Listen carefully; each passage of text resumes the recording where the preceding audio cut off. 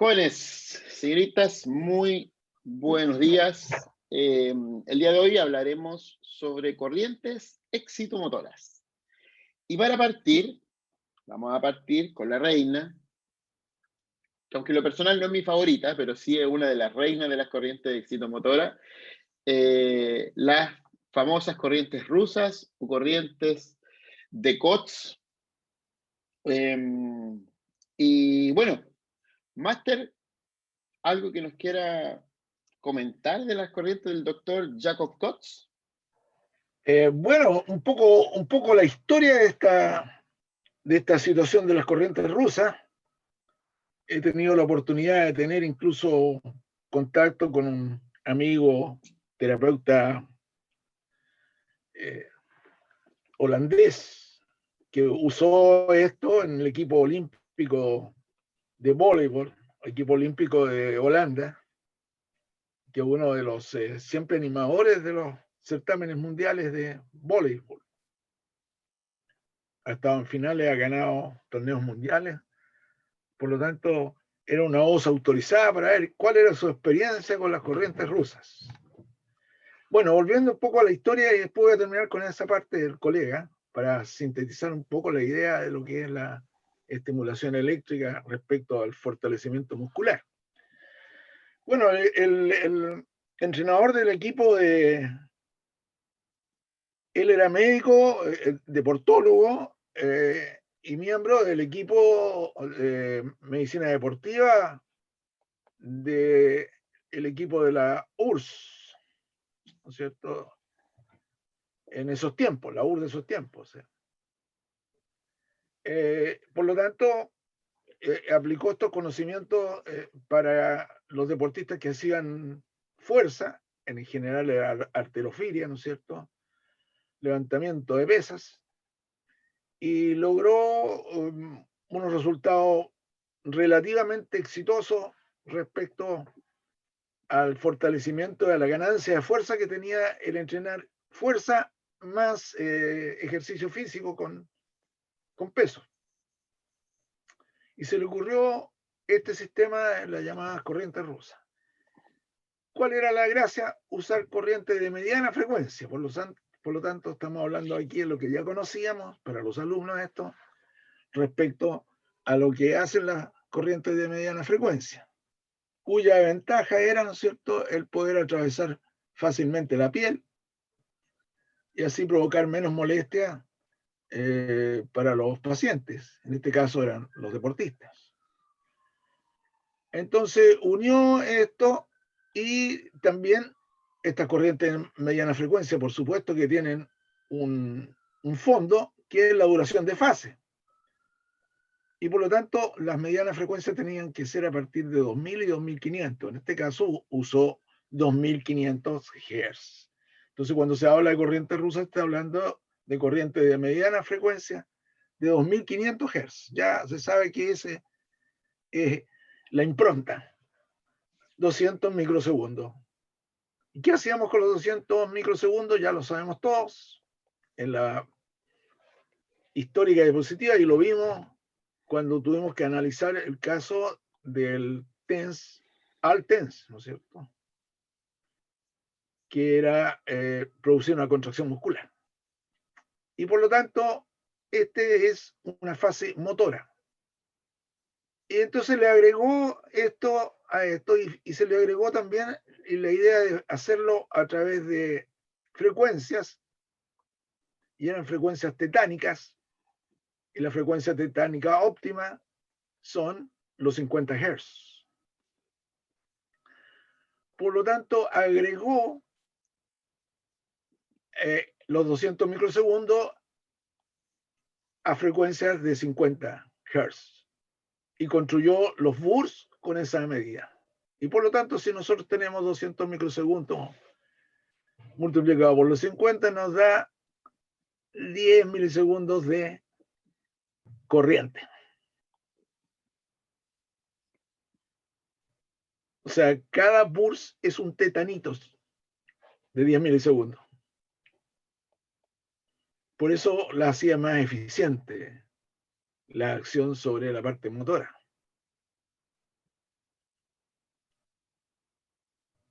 ¿Qué pasó? Que con eso consiguió bastante más éxito y el rendimiento deportivo en cuanto a fuerza mejoró bastante los deportistas que trabajan con ese tipo de fuerza, que era una fuerza explosiva, la fuerza de levantamiento de pesas, levantar peso.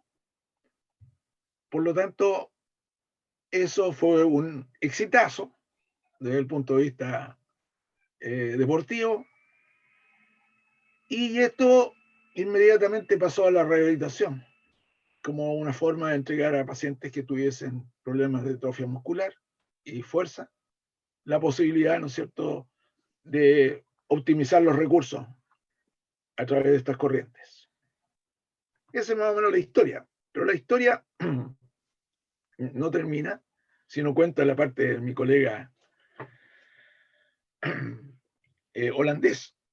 Él lo aplicó para los deportistas en los entrenamientos, los deportistas que tenían remache, que se llama esto, el remachador es el que levanta y el levantador y el remachador. El remachador era el que hacía la típica bajada de la pelota hacia el lado contrario. Entonces, mientras más se levante el deportista, mientras más se eleve, mayores posibilidades de poder clavar la pelota en la región contraria. La cosa funcionó, los deportistas empezaron a funcionar y a levantar rápidamente los saltos, pero ahí vino la parte negra del asunto, perdieron control motor, o sea, perdieron sincronía y perdieron coordinación y por lo tanto pasaban de largo de repente, no le pegaban a la pelota y empezaron a tener algunos problemas en su récord deportivo. Así que no era nada tan brillante el sistema como lo pintaban.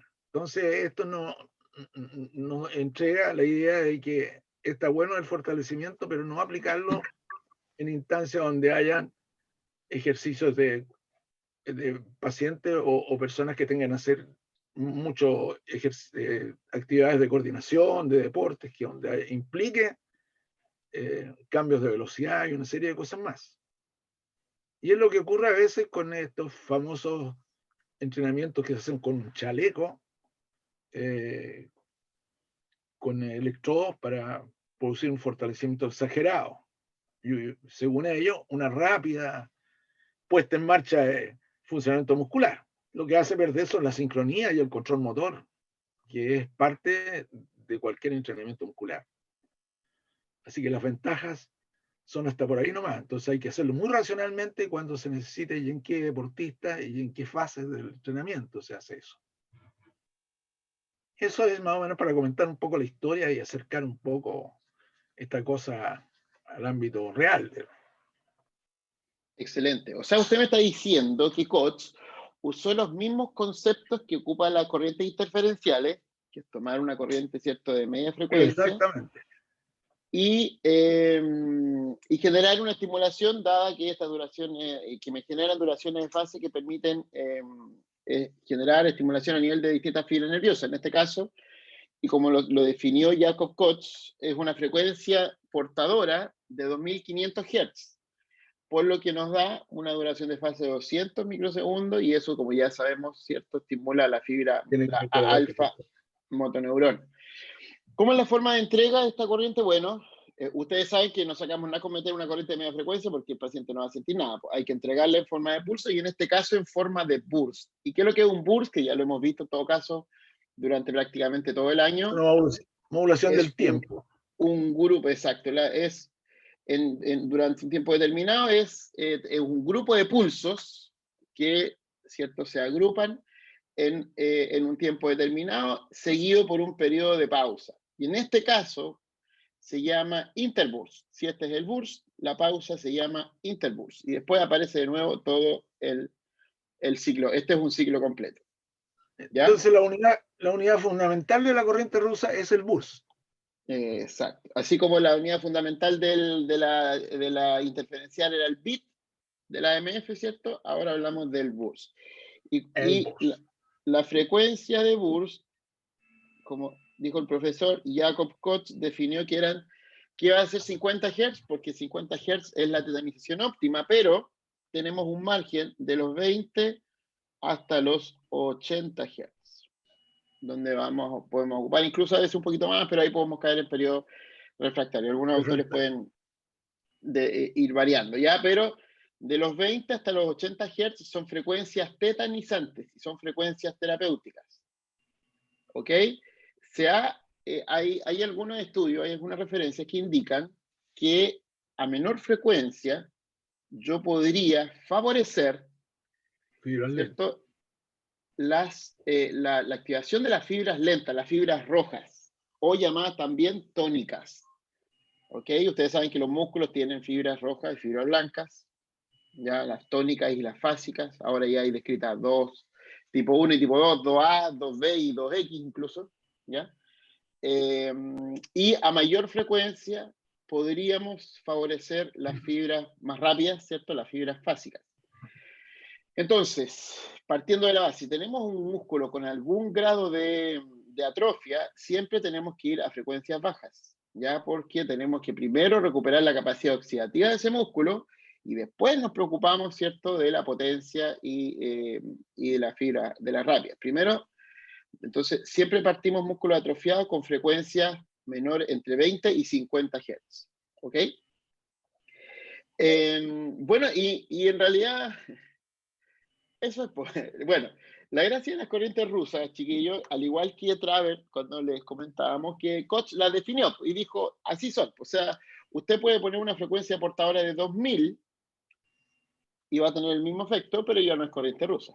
Así de simple. Entonces, tenemos la corriente original, que es una frecuencia portadora de 2500, una fase de 200 microsegundos, 50 Hz de burst, y lo que me genera, ¿cierto?, que cada burst sea tenga 10 milisegundos, ¿ya? O sea, el burst dura 10 milisegundos. 50, claro, son 50 Hz, son 50 multiplicado por 200 microsegundos, le da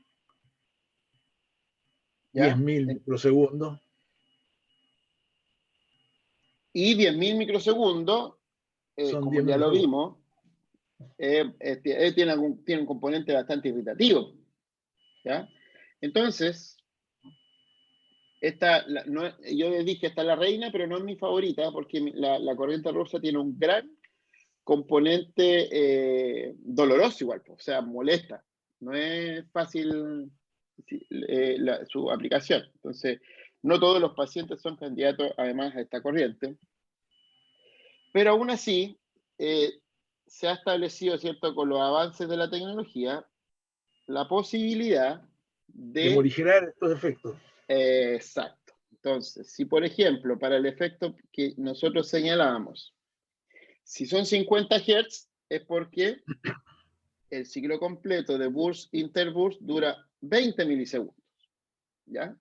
Vamos a hacer este ejemplo, vuelvo a decir, para los 50 Hz, porque obviamente si cambio la frecuencia esto cambia, pero se ha descrito con esto.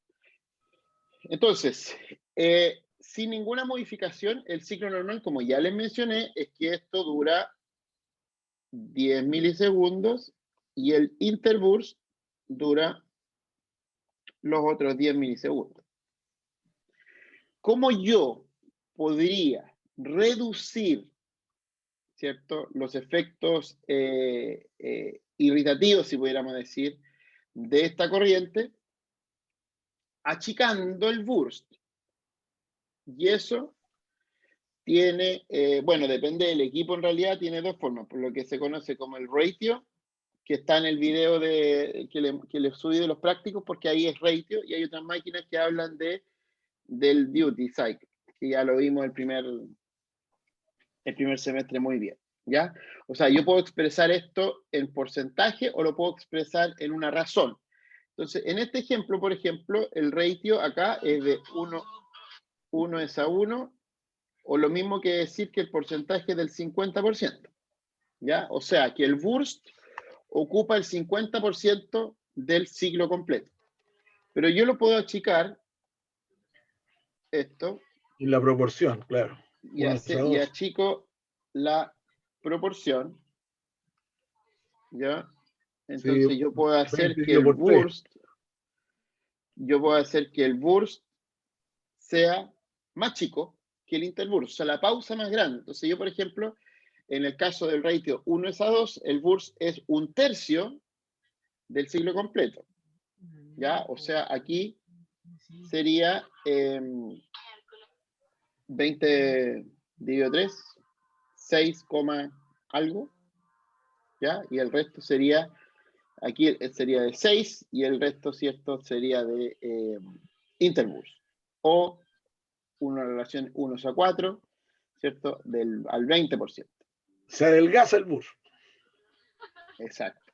Yo puedo achicar esto y hacer que el burst sea más pequeñito y tener más interburst. Y con eso, el único efecto es que obviamente se reducen los efectos sensitivos de esta corriente, pero además también hay que entender, como yo le enseñé y le enseñamos con el profesor al principio de este semestre,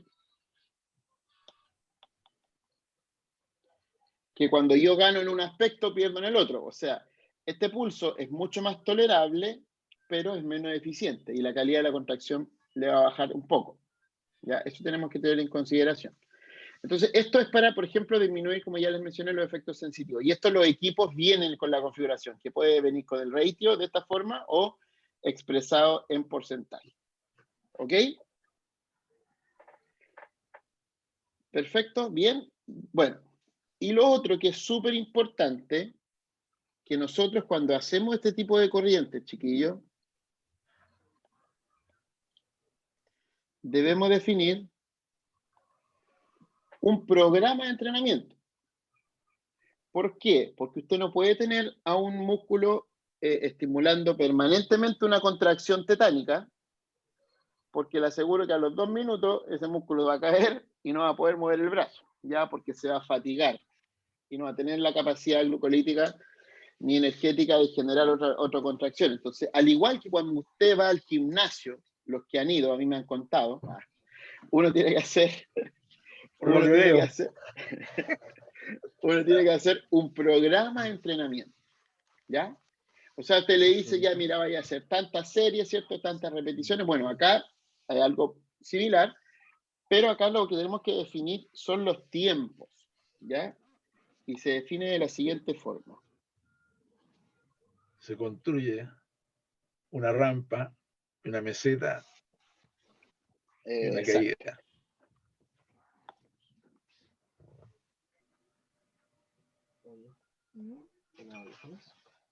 Exacto. Entonces, acá vamos a ir definiendo tiempos. Vamos a ir definiendo tiempos. La corriente, la llegada de la corriente, cuando lo logremos ver el próximo, cuando nos podamos ver y hacer y aplicar estas corrientes en el práctico, van a ver ustedes que igual molestan. O sea, no duele, porque no hay estímulo en ese sentido, pero molesta, y molesta la llegada de la corriente. O sea, si usted le sube bruscamente la corriente a una persona, eso molesta, eso duele. Entonces tenemos que evitarlo. ¿Cómo lo evitamos? Poniendo una rampa. Rampa es esto que yo voy aumentando o disminuyendo en este caso es de ascenso, progresivamente, ¿cierto? En un tiempo determinado la corriente. Y esta rampa debiera bordear generalmente entre los 2 a los 5 segundos, ¿ya? Que yo configuro que vaya la corriente desde el 0 hasta a lo máximo que yo voy a configurar una vez que ya identifiqué cuál va a ser la intensidad para lograr la contracción tetánica. Entonces, esto se llama rampa de ascenso o rampa de subida. Esa es una flecha por si acaso. ¿Ya? Esto que ustedes ven al medio, esto es la meseta, que va a ser el tiempo en que yo voy a tener, exacto, la contracción a la máxima intensidad que yo voy a configurar. ¿Ya? Entonces, tiempos de meseta hay varios. ¿Ya? Tiempos de meseta va a depender un poco del objetivo, pero en general, la recomendación que yo personalmente hago, es que sea de al menos 10 segundos. Una contracción tetánica de 10 segundos el mismo coach, de hecho, definió y los estudios venideros hablan que una contracción tetánica de 10 segundos es una contracción de calidad, ya una contracción que va a trabajar. La otra que tenemos acá es la rampa de descenso, que esta a veces algunos la configuran, otros no. Esta no es tan relevante. La más importante es la rampa de subida, ¿ya? Algunas máquinas, cuando usted le pone la rampa, considera la de subida y la de bajada, ¿ya? Entonces ahí tiene que tener cuidado. Ya aquí, como les digo, yo no acostumbro mucho a configurar la rampa de descenso, porque aquí ya no es tanto, pero igual podemos considerar, por ejemplo, lo mismo. Bueno, se podría considerar lo mismo, los 2 a 5 segundos, si quieren. Si quieren hacerlo. ¿Ya? Y acá tenemos el reposo. Muy importante, porque si usted no le da reposo, el músculo se fatiga. Y si su músculo se fatiga, no cumple el objetivo. ¿Ya? Y el reposo debe ser, a lo menos, como mínimo, la suma de esos. ¿Ya? Entonces, el reposo tiene que ser la suma de todo lo anterior. De las rampas y meseta. Como mínimo, ¿cuál es el ideal? De que sea el doble de este tiempo.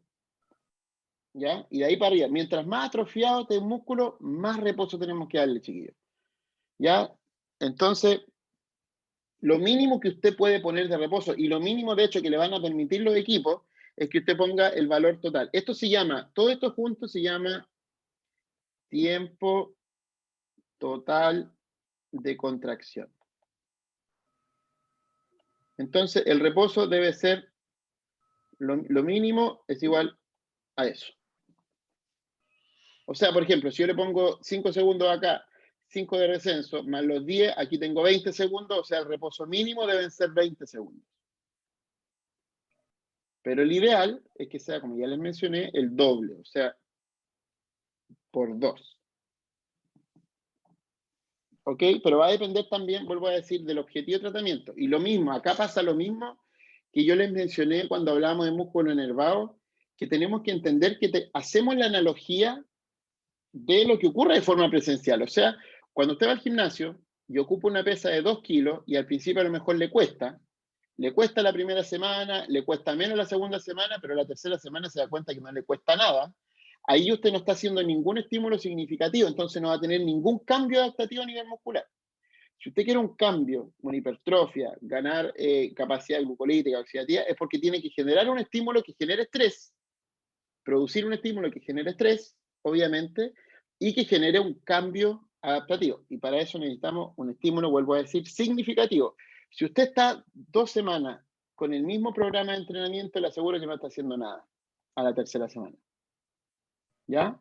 Así que tenemos que siempre considerar esto, considerar la frecuencia, considerar el tiempo total de entrenamiento, ¿ok? Para este tipo de actividad. Mira, lo otro que está ahora cada vez más avalado. La corriente por sí sola, como bien decía el profesor, genera mejoría del trofismo particularmente y también alguna ganancia también a nivel masa, bueno, trofismo mismo, pero con pérdida de control. ¿Ya? La ventaja con la corriente versus el entrenamiento, digamos, convencional, es que la corriente a usted le permite reclutar mucho más unidades motoras, porque lo está haciendo de forma artificial. Usted en su vida probablemente, nunca en su vida va a ocupar el 100% de su capacidad de fuerza. Ya se dice que solo cuando uno está en un nivel máximo de estrés, puede llegar a ocupar su fuerza y ser capaz de mover, por ejemplo, un auto, en algunos casos. Se ha identificado que pueda pasar, pero eso va a ser el nivel máximo de estrés. Usted nunca va a ocupar, la mayoría de nosotros nunca vamos a ocupar nuestra máxima capacidad de fuerza. ¿Por qué? Porque hay unidades motoras que no se utilizan, porque acuérdense que el sistema es eficiente. Pero en cambio con la corriente usted activa más unidades motoras. Si a eso usted le pone entrenamiento voluntario, le da el sentido a esa activación, le aseguro que la corriente más el trabajo voluntario va a potenciar el trabajo total. ¿Ya? Entonces, ¿cuál es la recomendación siempre que nosotros hacemos? Esto debe coordinarlo con el trabajo voluntario. Si yo lo voy a hacer en el bíceps, yo le digo a la paciente, cuando llegue la corriente, usted haga fuerza también. Va a pasar que al principio obviamente el paciente va a hacer muy poquita fuerza, pero a medida que va pasando él va a generar más fuerza y eso también le sirve como un estímulo de feedback. Ya el paciente va a entender el movimiento, va a entender lo que tiene que hacer y va a entender la contracción. Por eso que el cinturón inteligente, el Apptronic, el Super App, no sé cuánto, ¿ya? No funcionan, porque la gente cree que basta con estar sentado viendo la novela, comiendo papa frita y poniendo el cinturón, y el cinturón mágicamente va a ser el sacar las calugas. No, joder, no sirve, mírenme a mí, ya lo probé, no sirve. No sirve si usted no le da un trabajo voluntario y le da sentido a ese movimiento. Y además, como dijo el profesor, así no pierde tampoco en coordinación. Así que, dicho esto, estamos con la corriente de Koch. Ahora yo quisiera agregar algunos puntitos importantes de repente. Siempre el entrenamiento isométrico tiende a hacer perder velocidad y eso también tenemos que tenerlo en cuenta. Por lo tanto, si uno se lo aplica esto a un paciente deportista que está trabajando en coordinación, que es un velocista, que necesita, un futbolista que necesita velocidad, lógicamente que ojalá las mesetas sean cortas y explosivas. Por lo tanto, en eso también hay que tener un criterio. Porque el entrenamiento isométrico tiene la gran ventaja que usted en corto periodo hipertrofia más rápido, gana fuerza mucho más rápido también. Pero tiene la desventaja de producir problemas con la transformación de las fibras rápidas en lentas. Así que eso es fundamental, el tener un criterio de entrenamiento general, y eso ustedes incluso lo van a ver en ejercicio terapéutico. Entonces, la vieja fórmula de la contracción isométrica, que no debe durar entre 3 a 5 segundos, estamos hablando de una contracción titánica. Por lo tanto, si se mantiene mucho, lógicamente que en pacientes que tienen entrenamiento para velocidad no es una buena idea. O sea, acortar los tiempos entonces de meseta sería más importante. Coordinarlos bien, como dijo el profesor ahí también, con el asunto del reposo. Ok. Eso es bastante importante decirlo también a la hora de hablar de los entrenamientos. Recordar que Koch colocaba a los atletas con peso incluido, levantamiento de peso, y lo hacía explotar, levantando pesa, ¿no es cierto? Porque la explosión, en el fondo, es la capacidad de poder desarrollar en un momento determinado el máximo de potencia para poder levantar esos pesos, pasándola del centro de gravedad hacia arriba, que es lo que son las técnicas de halterofilia. Eso es. Ahora vamos a algo más de rusa, porque ahora vamos a TIF 2P. ¿Ya? Me parece que está casi todo dicho respecto a la rusa. También es importante decir que para pacientes que están largamente postrados es un buen método, porque permite ir incluso creando condiciones para renovar las proteínas a través del sistema de las células satélites que están propiciando la creación y de las proteínas nuevas de actina y miosina en el músculo. Entonces, en ese asunto no estamos preocupados de qué es lo que va a hacer el paciente, sea más rápido o más liviano, sino que queremos que su masa muscular que se ha perdido, ¿no es cierto?, aparezca de nuevo. Por lo tanto, es un buen sistema de entrenar también a pacientes senescentes que tienen problemas con la muerte proteica, sarcopenia. Eso. Vamos entonces a Ya. los 2P, profesor. Bueno, jóvenes, ya habíamos hablado un poco de la TIF, habíamos dejado esta de lado, la corriente interferencial bipolar, dos polos, o también llamada premodulada. ¿Y por qué se llama así? Porque viene modulada en la máquina. Como en algún momento el profesor lo comentó en la clase de TIF, ¿se acuerdan ustedes cómo se produce la TIF? ¿Cierto? Eran dos corrientes de media frecuencia que se cruzan y generan cierto generan interferencia. Me quedó horrible, pero bueno. Y generan estos bits y esta corriente que es el engendro, ¿cierto? La corriente que es la MF. Bueno, esto cuando hacemos tetrapolar, la interferencia se produce en el paciente. Pero cuando hacemos el método 2P, la interferencia se produce en la máquina. O sea, al paciente le llega una corriente, le llega directamente la AMF, que es una AMF de baja frecuencia. Pero la ventaja es que siempre está modulada al 100%. ¿Se acuerdan que en la 4P la modulación se producía en zonas específicas o yo podía mover el vector, ¿cierto? Bueno, acá siempre la máquina le asegura que usted va a tener una MF modulada al 100%. El bit completo. Esta es mi corriente favorita para la estimulación motora. ¿Por qué? Porque es la corriente que tiene los menores efectos sensitivos, es la más agradable, la más tolerable y también genera muy buena eficacia como corriente. O sea, para mí esta es la reina. Ya les voy a mostrar en la otra clase, vamos a hacer una tablita y vamos a comparar las corrientes de excitomotoras, sus ventajas y sus desventajas. Entonces, esta en tolerancia gana 3 estrellitas. De 3 de 3, ¿ya? O si quieren, 5 estrellitas. Excelente servicio. Hay que tener en cuenta siempre, respecto a las corrientes rusas, el criterio del buen uso del ratio. Porque el buen uso del ratio hace que morigere ese tipo de... Pero aún así son súper molestas y yo no la apoyo. No, es igual, son buenas, que son las más eficientes. La corriente rusa es la corriente más eficiente. En la proporción 1:4 casi no se siente. No, en la proporción 1:4 casi no se sienten los efectos nocivos. Hace rato que no se está poniendo la corriente rusa, porque son molestos. La eficacia, profesor, de repente, sí, pues eso el tiempo, eso sí, en eficacia y eficiencia,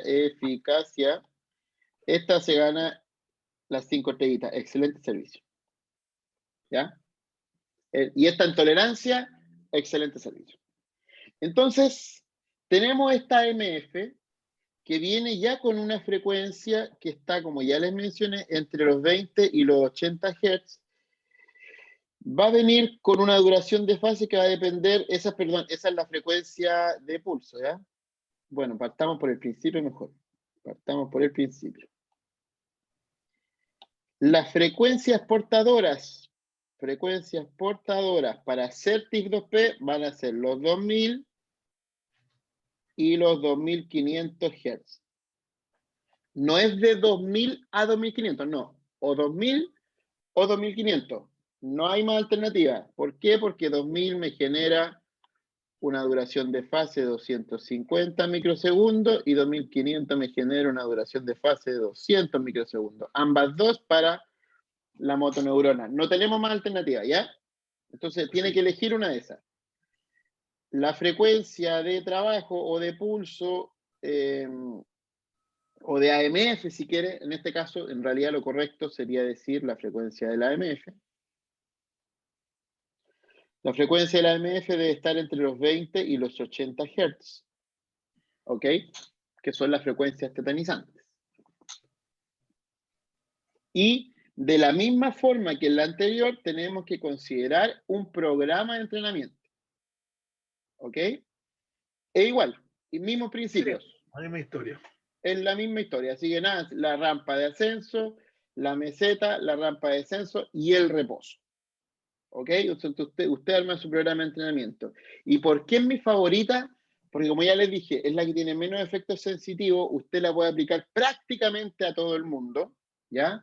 O sea, mis pacientitas de la artrosis de rodilla todas las candidatas a esta para trabajar. Ustedes saben que se ha demostrado que al estimular el vasto medial oblicuo en la artrosis de rodilla mejora función y disminuye el dolor. Solamente al estimular vasto medial oblicuo del cuádriceps hay evidencia que habla sobre la disminución de dolor y mejora funcional en las artrosis. Así que ojo con eso, se puede hacer. Y resulta ser que justamente, coincidentemente, son los que el músculo que más tienen atrofiado este tipo de pacientes. ¿Ya? Así que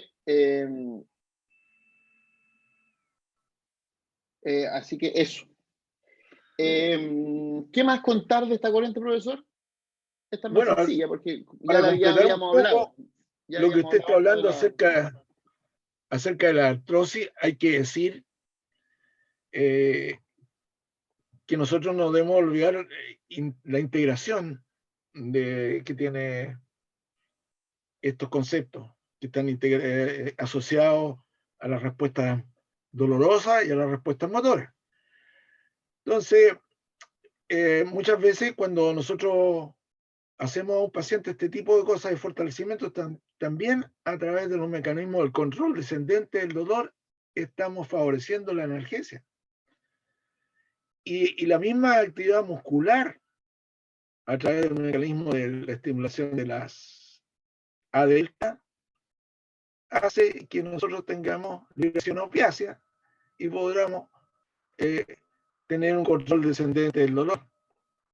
Así que si nosotros integramos estos conceptos, notoriamente cumplimos con los requisitos que tienen que ver con la recuperación del paciente, más allá de solamente aplicar uno o una corriente en específico u otra, sino que siempre ir hacia los conceptos más macro, por los que enseñamos al comienzo, en analgesia sobre todo. Eso es importante. Bueno, la práctica les dará a ustedes su forma de... Pero siempre una práctica racional, más deductiva que inductiva. Así es. Oye, no hemos hablado mucho, Máster, de los tiempos de tratamiento. ¿Cuáles son los tiempos de tratamiento de las corrientes excitomotoras? Que si bien es cierto, va a depender del objetivo y va a depender del tipo de entrenamiento, obvio, pero en términos generales, profesor.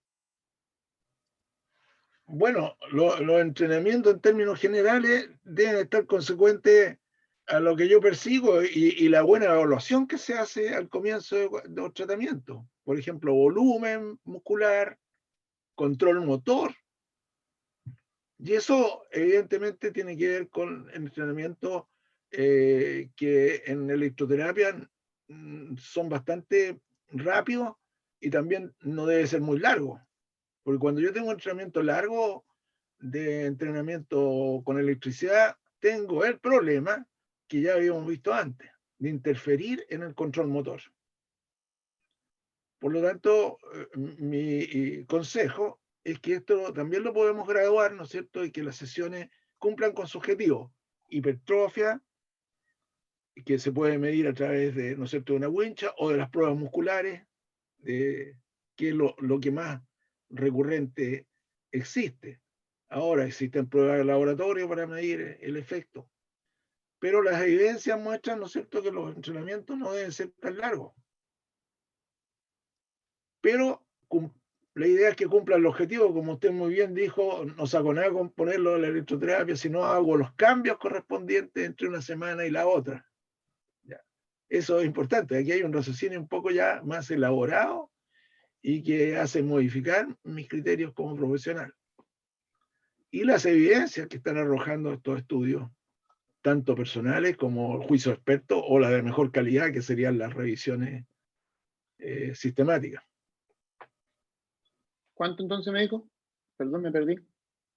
O sea, bueno, sí, un dato súper importante, no hay evidencia que muestre que haya, que sobre 20 minutos, de hecho, no se recomienda usar este tipo de entrenamientos, ¿ya? No más allá de 20 minutos. Entonces, el estándar va generalmente entre 15 a 20 minutos, pero bien también debemos entender, como ya les mencioné y mencionó el profesor, que esto va a depender también del objetivo y también del estado de contracción. Porque si usted, al igual que cuando vimos en Denervados, si usted llega a la fatiga a los 15 minutos es porque hasta ahí, porque ya nos pasamos.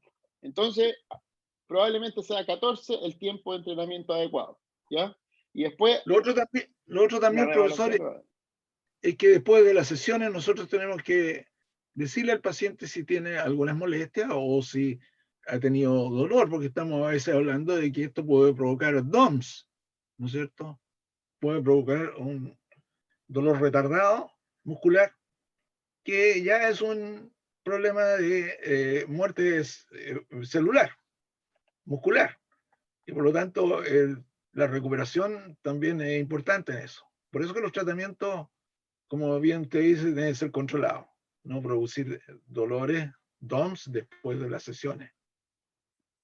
Si yo tengo Exacto. pacientes que tienen muchas molestias o tienen DOMS en los músculos que hemos estado estimulando, yo diría que debía modificar mi forma de entrenamiento muscular o modificar la dosis de meseta, etcétera, aumentando el descanso, por ejemplo.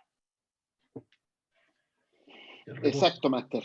¿Algo más que agregar? Ya hablamos de la corriente rusa, la reina, hablamos de la TIF, mi favorita, nos queda, vamos a hablar del EMS, vamos a hablar de FES un poquito también la próxima clase, así que por favor, para que ahí estudien, la preparen.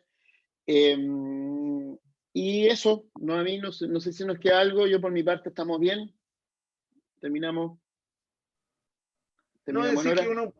uno puede usar pulsos bifásicos y simétricos rectangulares aplicando el criterio de la, de la frecuencia de los tétanos, también como una forma de entrenamiento, sin usar estas formas especiales tan ricas Exacto. como son la TIF, 2P o la corriente rusa.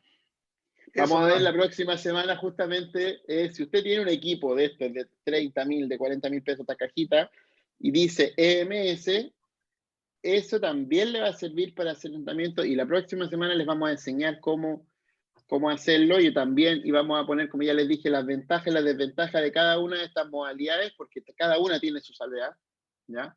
Y cada una tiene su utilidad en momentos y en pacientes determinados, por eso es súper importante entender el criterio que es lo que hemos apelado todo este semestre, ¿ya? Así que por mi parte, agradecerles muchachos, los poquitos que se conectaron hoy, cada vez menos parece por lo que veo. Así que hay una pregunta, vamos a responder la pregunta del chat. Profesor, en el caso de la aplicación de las corrientes rusas, ¿la corriente se va sintiendo? No, ahí se siente todo de una. Todo de una. Cuando usted le pone, es muy desagradable y se siente de una. Bueno, la rampa, lo que demora la rampa en llegar al máximo y ahí al máximo ya tiene que estar haciendo la contracción tetánica. Y ahí está y es un tanto molestoso. Es un tanto molesto. Yo debo decir que sí, la he probado. Trabaje con el ratio. Sí, pero aún así Trabaje prefiero con el la TIF. ratio. Me quedo con la TIF. Para mí, mi favorita es la TIF, 2P. ¿Ya? Así que eso, Felipe, ya. Así que un gusto para saludarlos a todos, que estén muy bien. Nos vemos la próxima semana. Se nos acerca Navidad, se nos acerca fin de año, mi cumpleaños. Va a ser un término de año muy intenso, A ver, muy ¿cuándo es su intenso. cumpleaños, profesor? ¿El 30 de diciembre, profesor? Ya, porque siempre lo confundo con el 31. No, el 30. El Bueno, penúltimo día del año. siempre que he ido a su celebración dura como 2 días o 3 días. Exacto, profesor. Partimos el 30 y terminamos el 2 de enero. Esto está quedando grabado, así que mejor no voy a hacer más comentarios.